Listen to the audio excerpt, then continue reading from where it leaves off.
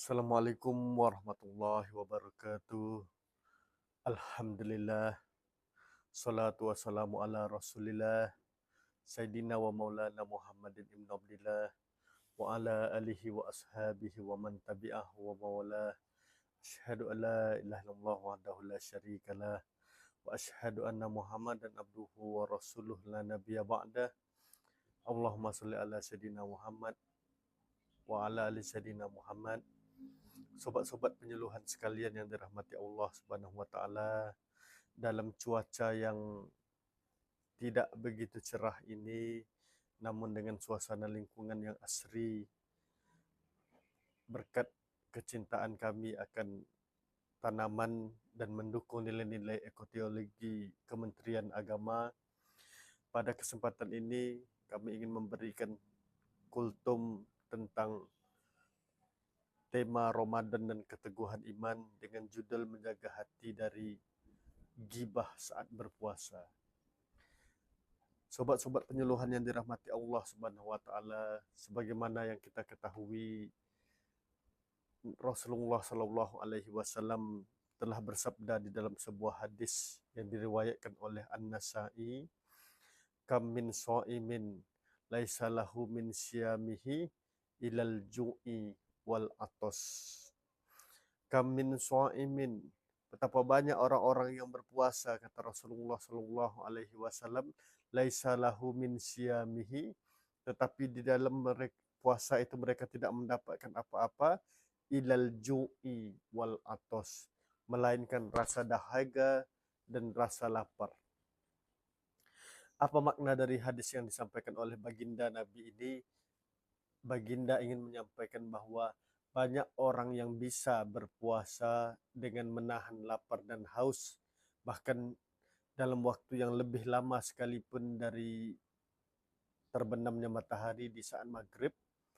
Namun tidak banyak orang yang mengerti mereka juga harus menahan hati, pikiran, mata, telinga, dan terutama yang paling berbahaya, mulut. Mengapa demikian? Ada di dalam hadis satu lagi yang diriwayatkan oleh Imam Ad-Dailami, yaitu khamsun asya'u yuftiruna sha'imin. Ada 5 hal yang bisa membatalkan pahala puasa seseorang. Al-ghibatu wan namimatu wal kazibatu wan nazaru bisyahwat wal yaminul kazibah. Ini yang akan kita bahas pada kesempatan ini.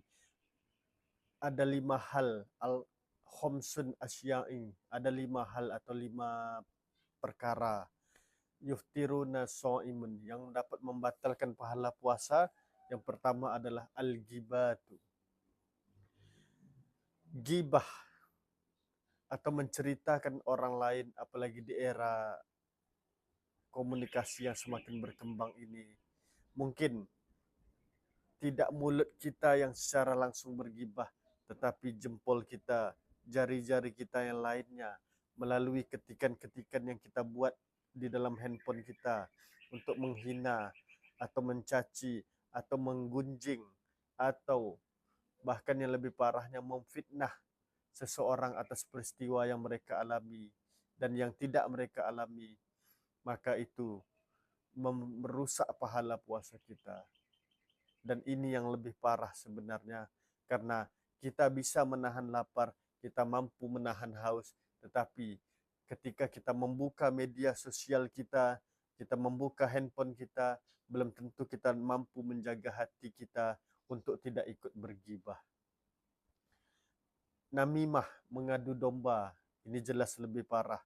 Dan yang dikhawatirkan juga, mengadu domba modern di zaman ini juga melalui media sosial atau melalui ketikan jari kita, menyebarkan hoax, membuat berita-berita provokatif agar orang membenci sesuatu, itu terhitung namimah. Al-kazib, berdusta, berbohong, tidak jauh-jauh, mungkin mulut kita diam, mungkin kita tidak banyak berbicara, tetapi sekali lagi kita memegang handphone kita, kita mengetikkan perbuatan atau perkataan yang sebenarnya tidak ada, atau kita berbohong tentang sesuatu hal itu terhitung al-kazib. An-nazaru bisyahwat, ini lebih luar biasa lagi sobat-sobat penyuluhan. Kita sedang berniat baik mencari kajian-kajian ceramah atau mencari ilmu-ilmu keislaman melalui handphone kita. Apakah itu di Instagram, di Facebook, di TikTok atau di YouTube sekalipun. Tiba-tiba lewatlah iklan-iklan yang bisa nazaru bisyahwat, membuat kita memandangnya dengan penuh syahwat. Meskipun kita tidak ada keluar rumah, meskipun kita tidak sengaja, tidak berniat mencari wanita-wanita yang berjalan dengan menampakkan auratnya, tetapi gambar itu datang sendiri di dalam genggaman tangan kita. Bagaimana? Itu terhitung nazaru bisyahwat. Maka berhati-hatilah jika kita sedang memegang benda kecil ini. Ini banyak kesempatan untuk membuat kita terjerumus kepada hal-hal yang membatalkan puasa itu tadi.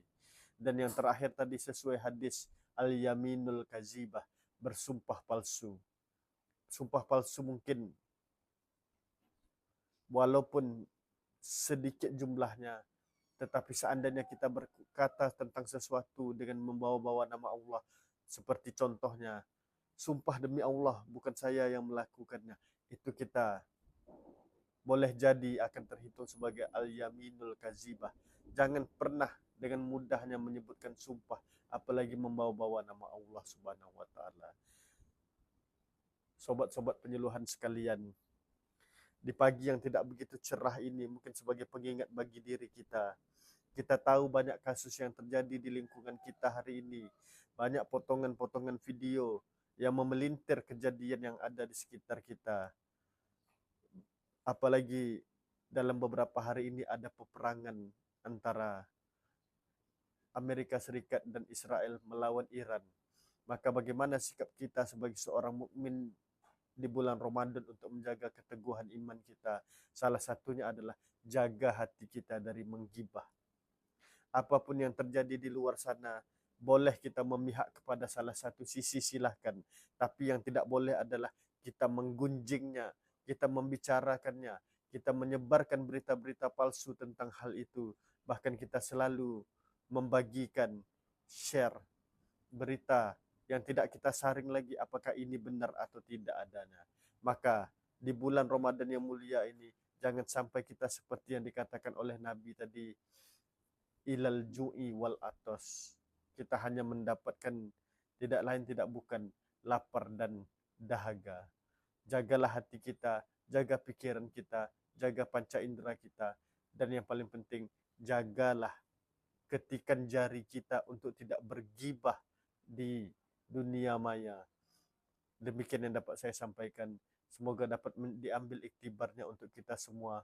Wallahul muwaffiq ila aqwamit thoriq. Wassalamualaikum warahmatullahi wabarakatuh. Dan jumpa lagi di lain waktu.